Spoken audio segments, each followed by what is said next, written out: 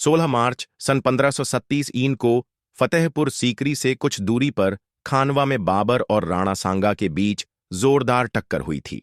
बाबर ने पानीपत वाली ही जंगी हिकमत अमली यमहा भी इख्तियार की थी, जिससे इस जंग में राजपूतों का पूरा मोर्चा ही ढह गया था। बाबर की तोपों और बंदूकों के आगे राजपूती तेवर, तीर और तलवार नहीं टिक सके थे।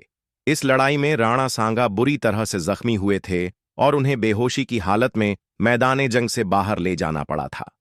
हिंदुस्तान में तेजी से पैर पसारती मुगल फौज जब सन 1537 की फरवरी में बयाना पहुंची तो यन्हा उसे राणा सांगा और अफगानों के संयुक्त मोर्चे से हार कर वापस लौटना पड़ा। बाबर इस वक्त आगरा में बैठकर हुमायूं के वापस लौटने की राह देख रहा था। राणा सांगा ने मौके का फायदा उठाते हुए बाबर के खिलाफ जंग के लिए इसी समय को चुना। इस जंग में लोदी खानदान के कई पुराने वफादार अफगान उमरा भी राणा सांगा के साथ जा मिले। जब बाबर को इस मोर्चे की खबर मिली तो उसने राणा सांगा से मुकाबला करने के लिए नई तोपें तैयार करने का हुक्म दिया। जल्द ही बाबर के तोपची अली कुली ने एक ऐसी तोप तैयार कर ली जो 600 फीट तक गोला फेंक सकती थी। बाबर ने अली कुली से खुश होकर उसे तोहफे में हीरे से जड़ा खंजर और शाही लिबास दिया था।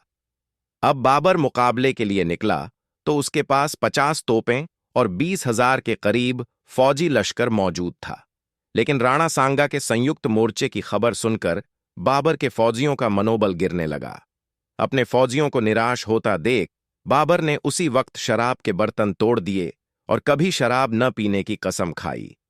मुगल फौज के पास शराब से लदे ऊंटों की कतारें मौजूद थीं। बाबर ने शराब में नमक डलवाकर उसका सिरका बनवा दिया। इसके अलावा उसने कभी दाढ़ी न मुड़ाने का अहद किया और मुसलमानों से कर न लेने का भी ऐलान कर दिया। 16 मार्च सन 1537 में फतेहपुर सीकरी से कुछ दूरी पर खानवा में बाबर और राणा सांगा के बीच जोरदार टक्कर हुई। बाबर ने पानीपत वाली ही जंगी हिकमत अमली यमहा भी इख्तियार की।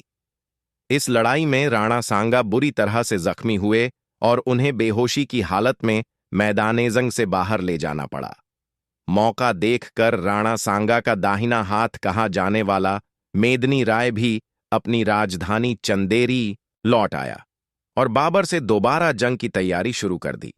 इस इलाके में पानी और खुराक की सप्लाई के बगैर जंग बहुत मुश्किल थी, इसीलिए बाबर ने भी किसी का पीछा नहीं किया और आगरा वापस लौट गया। खानवा में राजपूतों को मुगलों से मिली इस हार के बाद तारीख में राजपूत फिर कभी इस पैमाने पर एकजुट नहीं हो पाए। राणा सांगा बाबर को दोबारा चुनौती देने की तैयारी में थे, लेकिन अगले ही साल 30 जनवरी 1528 को उन्हें जहर दे दिया गया, जिसके कारण उनकी मौत हो गई।